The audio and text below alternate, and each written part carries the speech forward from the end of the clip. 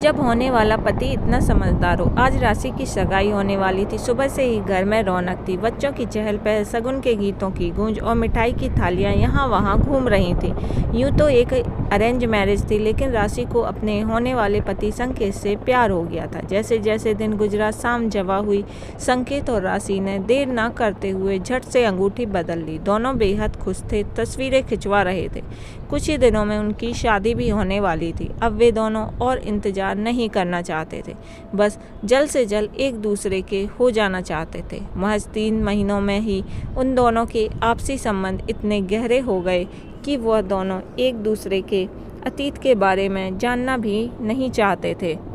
सगाई के कार्यक्रम के बाद सब लोग अपने अपने कमरों में जाकर सो गए। संकेत और उसका परिवार भी घर को रवाना हो गया। रात को राशि को फ़ोन बजा तो राशि ने बिना फ़ोन देखे उठा लिया। दूसरी ओर से आने वाली आवाज़ सुनकर राशि के पैरों तले ज़मीन खिसक गई। वह हैरान थी कि उसका पूर्व प्रेमी गोपाल रोती हुई आवाज़ में बार बार यही कहे जा रहा था, मैं अब भी तुम्हें चाहता हूँ, मुझे छोड़कर मत जाओ प्लीज़। राशि को कुछ समझ नहीं आ रहा था। उसने गोपाल को बहुत समझाने की कोशिश की, पर वो कुछ सुनने को तैयार ही नहीं था। वो बार बार यही कहे जा रहा था कि राशि उससे एक बार मिल ले तो वो फिर उसे तंग नहीं करेगा। राशि ने ये बोलकर कॉल काट दिया और बोला कि सोच कर बताऊंगी। राशि यह बात तुरंत संकेत को बता देना चाहती थी। उसे डर लग रहा था कि कहीं गोपाल शादी वाले दिन आकर कोई तमाशा ना कर दे। उसने संकेत को कॉल किया, पर उसे इतना खुश देखकर कुछ बता नहीं पाई और फ़ोन रख दिया। शादी के दिन नज़दीक आ रहे थे। राशि शादी की तैयारियों में इतना व्यस्त थी कि उसे पता भी नहीं लग रहा था कि कब वह रात आ गई। फिलहाल वह गोपाल की कॉल को भूल चुकी थी। वो बस यह सोच रही थी कि वह शादी के दिन कौन सा लहंगा पहनेगी, किस रंग की चूड़ी, कौन सी साड़ी के साथ पहनेगी, वह हनीमून कहाँ पर जाएगी। ये सब बातें उसके दिमाग में घूम रही थी। एक दिन जब राशि अपनी बहन और माँ के साथ लहंगा पसंद करने गई तो उसे एक अनजान नंबर से कॉल आया। राशि ने फ़ोन उठाते ही पूछा, हेलो, कौन बोल रहा है? सामने से आवाज़ आई, राशि तुम मिलने आने वाली थी पर नहीं आई, इसलिए मैं ही आ गया। अभी बस तुम्हारे घर के सामने ही खड़ा हूँ। राशि समझ चुकी थी कि यह गोपाल है। वह लहंगा जमीन पर पटक कर भागती हुई घर की तरफ रवाना हुई। उसकी माँ भी यह सब देखकर हैरान थी कि इसे अचानक से क्या हो गया। घर पहुंची तो उसने देखा कि घर के सामने कोई भी नहीं खड़ा था। उसने तुरंत उसी नंबर पर दोबारा कॉल किया और पूछा, तुम क्या चाहते हो? क्यों मुझे चैन से नहीं जीने दे रहे? मैं नहीं करती तुमसे प्यार, मैं शादी करने जा रही हूँ, इसलिए प्लीज़ मेरा पीछा करना छोड़ दो, मुझे परेशान मत करो वरना। राशि ने इतना बोला ही था कि सामने से आवाज़ आई, वरना क्या राशि, क्या करोगी तुम? अपने पति से शिकायत करोगी मेरी या फिर पुलिस में रिपोर्ट करोगी? मैं जो मर्जी करूं, लेकिन तुम मुझे इस तरह से परेशान नहीं कर सकते। राशि ने अपनी बात कहकर फ़ोन काट दिया, पर अब वह बहुत घबरा चुकी थी। उसने तुरंत अपने होने वाले पति को कॉल लगाया और रो रो कर सारा हाल बता दिया। संकेत ने सारी बातें ध्यान से सुनने के बाद राशि को शांत कराया और उसे समझाया कि वह बिल्कुल भी चिंता ना करे और खुशी खुशी अपना लहंगा खरीदने जाए, वह सब कुछ संभाल लेगा। उसी शाम संकेत ने गोपाल को फ़ोन किया और उससे बात करने का फैसला किया। इन सब बातों को संकेत का दिल काफ़ी दुखी था, लेकिन इस वक्त उसके लिए राशि का प्यार और साथ ही सब कुछ था। जब गोपाल ने फ़ोन उठा लिया तो संकेत ने कहा, देखो, मेरी और राशि की कुछ दिन में शादी है। अगर तुमने कुछ उल्टा सीधा किया तो समाज में हमारी नाक कट जाएगी। और पिछले साल तुमने ही तो राशि से ब्रेकअप किया था ना, अब कोई मजाक तो है?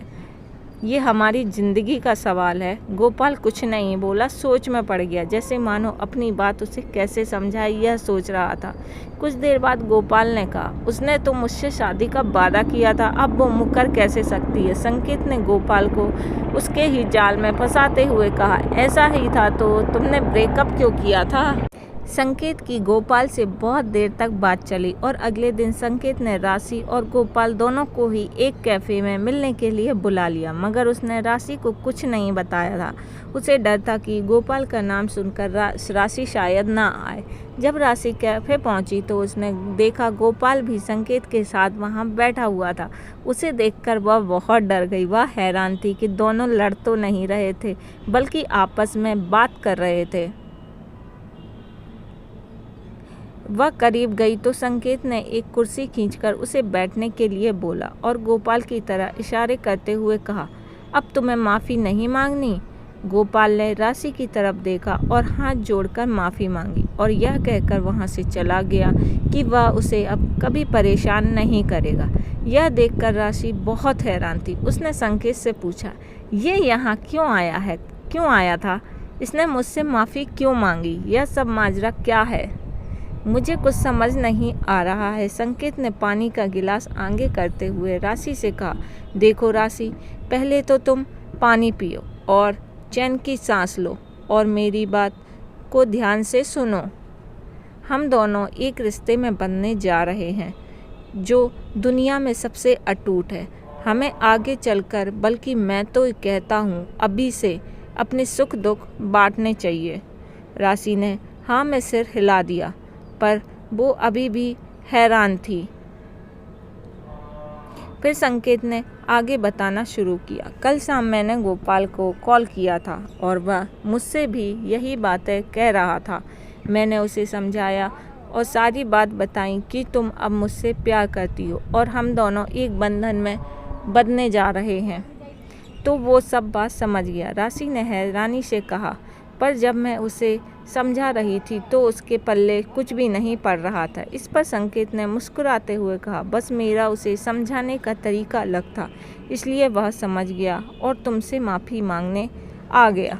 मुझे अब भी कुछ समझ नहीं आ रहा है कि यह चमत्कार कैसे हुआ। राशि ने सोचते हुए कहा। संकेत ने प्यार से राशि के बाल संवारते हुए कहा, अब तुम्हें घबराने की कोई ज़रूरत नहीं है। यह गोपाल नाम की बला टल चुकी है।